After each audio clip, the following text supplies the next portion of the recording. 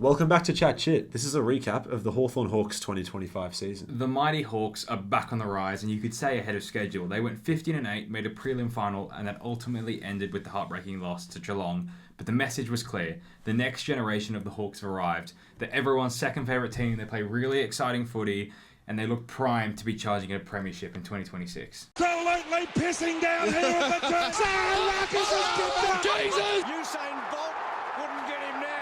The legend becomes immortal. Not only did they make finals with 15 wins, they did it despite a very, very difficult draw, and with 3 or 4 weeks to go in that crazy race for those last final spots.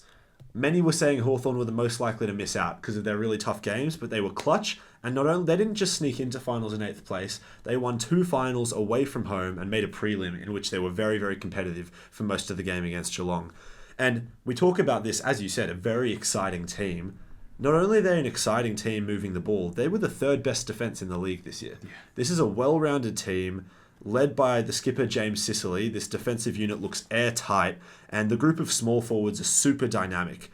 The whole core of the team is very, very young still. As you say, this is ahead of schedule, and if I could put myself in the shoes of to be a supporter of any team apart from my own, the Sydney Swans right now, it would be Hawthorn. Everyone's second favourite team. Yeah, for sure. The team morale seems to be incredible. You know, it's selfies, it's Instagram comments, it's Meek Mondays, it's everything. But you got Jack Gunston. I don't have highlights despite making an All-Australian team. Yeah. So this was not just a team that came 8th. It was a bit of a ridiculous season where getting 15 wins got you both 4th and 8th there.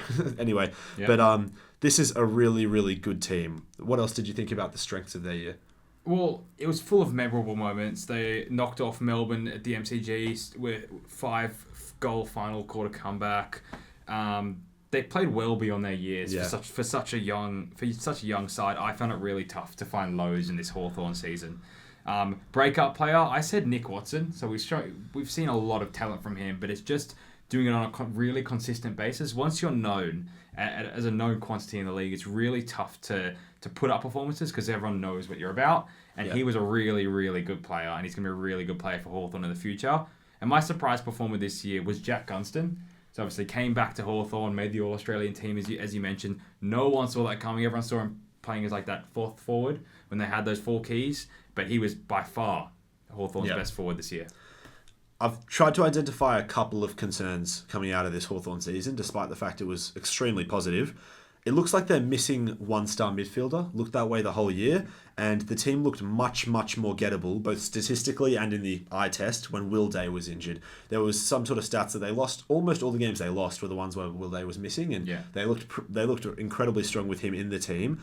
It just had that much of an impact. And now we'll be talking about 2026 in a minute, but with James Warple leaving in the offseason and with the Hawks failing to land Zach Merritt, that's going to leave a bit of taste in their mouths, and it's going to be a little bit worrying that their midfield is not quite at the same talent level as their incredibly strong forward and defensive lines. And we'll see what they do and if Newcomb and Will Day can lead that midfield to keep up. We saw some pretty positive signs from Ward at the back end of the year, and maybe Dylan Moore might get a bigger chance in the midfield. But they're going to definitely have to find something running through the middle, and with Josh Myrtle playing absolutely everywhere, wouldn't be surprised if he gets a run through the middle. As for a rating, I gave them an 8 out of 10. I mean, it's hard to imagine a more positive season for Hawthorn. I think a 9 out of 10 would have been the grand final, a 10 out of 10 would have been a premiership, but they're completely ready to go. Probably an A+ if you were a Hawthorn fan, and you're happy with how they did the season. Yeah, I've gone with 8.5. Yeah, right. You've definitely just changed that to not have the same rating.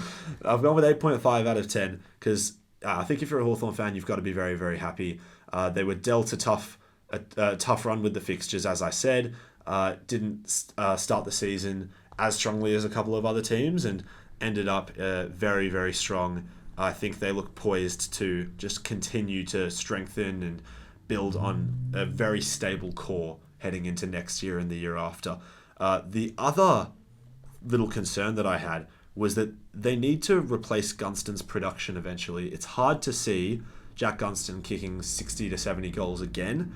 While that was such a positive for last season, it's something that they need to look to this season, and they did a really great job playing 4 key forwards so that One, because it was good for their performance, but two, because that gets really good development into young Kal Shadir and Mabior Chol, who's still sort of developing, and Mitch Lewis, who's recovering from a bad injury run. And those three guys are going to have to find that consistent production that they've lost in the last, that they lost with Luke Bruce and will be losing in the next couple of years with Jack Gunston leaving. So, but it does look like they're well set up to replace that.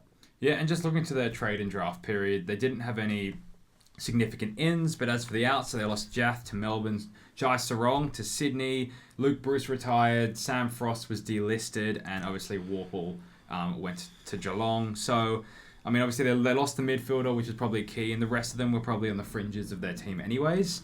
So I guess probably list management stayed on course. They would have loved to have landed Merritt. It's just that final piece, almost what Kerno did to Sydney. But for Hawthorn, yeah, I guess they're banking on their youth, and they probably, you'd say, have enough to go all the way, just based on what we've seen. Agreed. Yep. Now, looking to 2026, as I mentioned, I think it's all about how can their midfield elevate, especially with Warple gone. Guys like, as you mentioned, Josh Ward, maybe Dylan Moore, Henry Hustwaite is a young player who they've kept because that Zach Merritt deal didn't go through. He was really promising when he did play last season, and maybe he takes a step up. And for me, Josh Weddle, while he probably won't be in the inside midfield, I don't care if it's December. I want to jump on the Josh Weddle All-Australian campaign.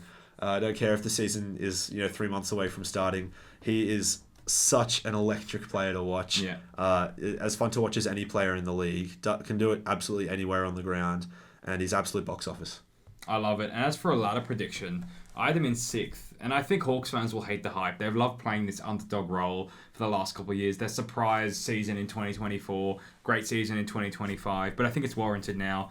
They've got premiership written all over them. They've got probably the best group of under 23s in the league. Their confidence is sky high.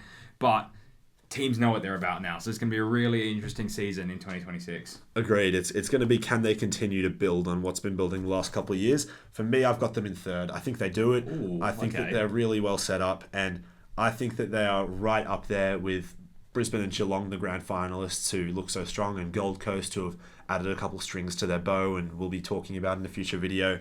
But I think they're right up there with the very best. I think that they are absolutely premiership contenders, and it's all going to be about can they do it in the midfield, because that forward line is so electric and dynamic, and the back line is as solid as any in the league. I like it, and I've done a superstar, up-and-comer, and make-or-break player. My superstar, I've still got James Sicily in there. I know we had a bit of a down first half of the season, but from what we saw of the defence, we saw it live as well against GWS, how organised they were and how much of a general he is to the rest of the defenders. And just when he's able to play his role with the new ins that they have in Battle and Barras, he's just an absolute star of the competition. Yeah. My up-and-comer, I actually put Josh Battle in there just because I don't think I saw enough of him in the previous years. I know St Kilda fans have been raving about him in previous years, but I didn't see that he had this in him. Obviously, he was the All-Australian team as well, but I just didn't know he was this good. Yeah. And watching him live, you really get to see some of the stuff he does off the ball and how good he is when the ball is put into him in a 50-50 contest. And my make-or-break player, I'd Mabior Chol. And similar to the reasons that you said, someone has to replace Jack Gunston's output. Mabior Chol can't be 50-50. From, you say 30 out, 30 in front, he might miss. 40 out on the tight angle, he might make it.